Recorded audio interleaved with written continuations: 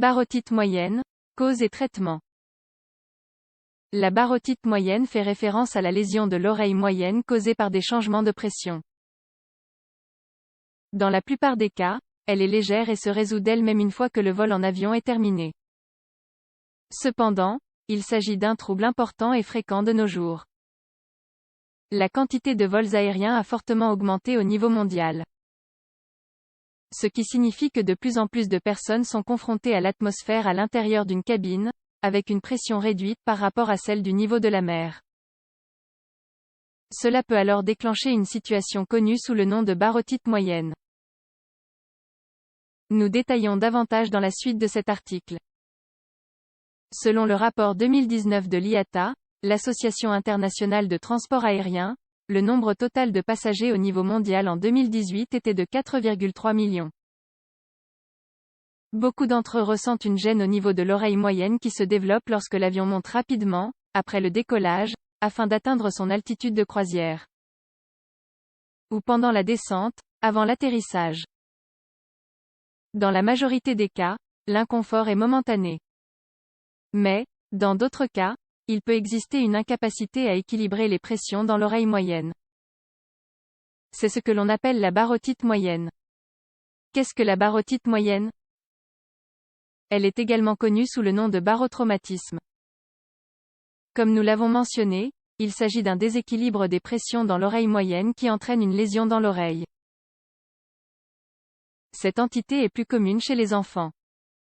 Pour une meilleure compréhension, nous devons aborder quelques concepts généraux sur l'oreille qui nous permettront de saisir également comment prévenir et traiter la lésion.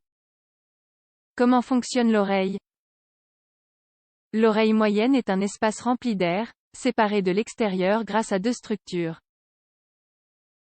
D'une part, il y a la membrane tympanique ou le tympan, et d'autre part la trompe d'Eustache. Cette dernière sépare l'oreille moyenne de la région du pharynx.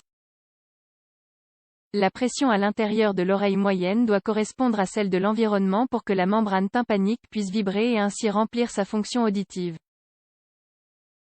Momentanément, en bâillant ou en avalant, se produit une brève ouverture de la trompe d'Eustache qui provoque un flux d'air, équilibrant alors les pressions. Lorsque la trompe d'Eustache ne fonctionne pas correctement, des différences de pression se développent entre l'oreille moyenne et l'environnement extérieur. Ce qui peut entraîner un barotraumatisme. Sa cause la plus fréquente est le vol en avion. Il en existe d'autres également, comme la plongée, l'escalade ou l'usage d'une chambre hyperbare. Que se passe-t-il dans un avion? Les avions possèdent des cabines pressurisées avec une pression égale à celle qui se trouve entre 7000 et 10 000 pieds d'altitude. Ce qui est inférieur à la pression qui existe au niveau de la mer. Au fur et à mesure que l'avion monte et descend, la pression de l'air change et, par conséquent, la pression dans l'oreille moyenne aussi. Ce changement doit être progressif et s'équilibrer lors de la déglutition, car l'air entre ou sort spontanément de l'oreille moyenne par la trompe d'Eustache. Si ce n'est pas le cas, la membrane tympanique est forcée et étirée, provoquant alors une douleur ainsi qu'une perte de l'audition. En outre, cela peut générer des hématomes ou des saignements de la membrane tympanique, des exsudats peuvent se former dans l'oreille moyenne et, parfois, une rupture du tympan. Des personnes décrivent également une sensation de tension dans l'oreille et des acouphènes. Que faire en cas de barotite moyenne? La plupart des lésions guérissent d'elles-mêmes avec le temps, y compris la rupture de la membrane tympanique. Tant que la fonction de la trompe d'Eustache revient à la normale. En général, l'audition se rétablit également. Dans certains cas, des décongestionnements oraux, des antihistaminiques voire même des antibiotiques sont nécessaires. Toutes ces techniques aideront à maintenir la trompe d'Eustache libre.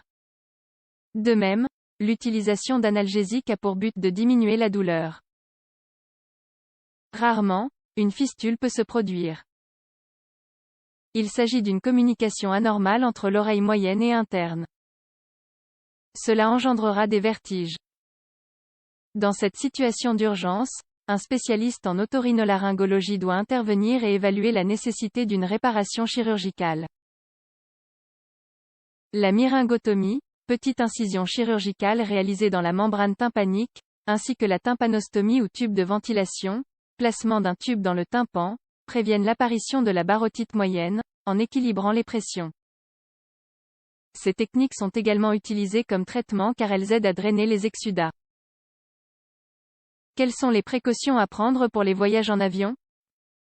Lors d'un voyage en avion, il est possible d'aider à équilibrer les pressions pendant la montée et la descente, afin de limiter les gênes ou les lésions. Voici quelques astuces.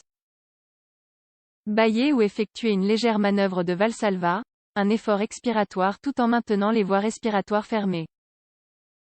Mâcher un chewing-gum et déglutir fréquemment. Manger des bonbons acidulés.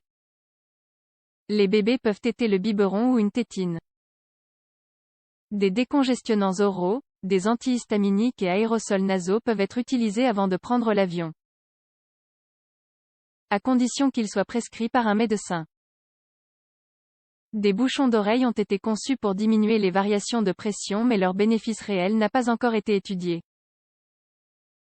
Enfin, si vous devez prendre l'avion, il est préférable de consulter un pédiatre ou un spécialiste en otorhinolaryngologie pour obtenir des conseils.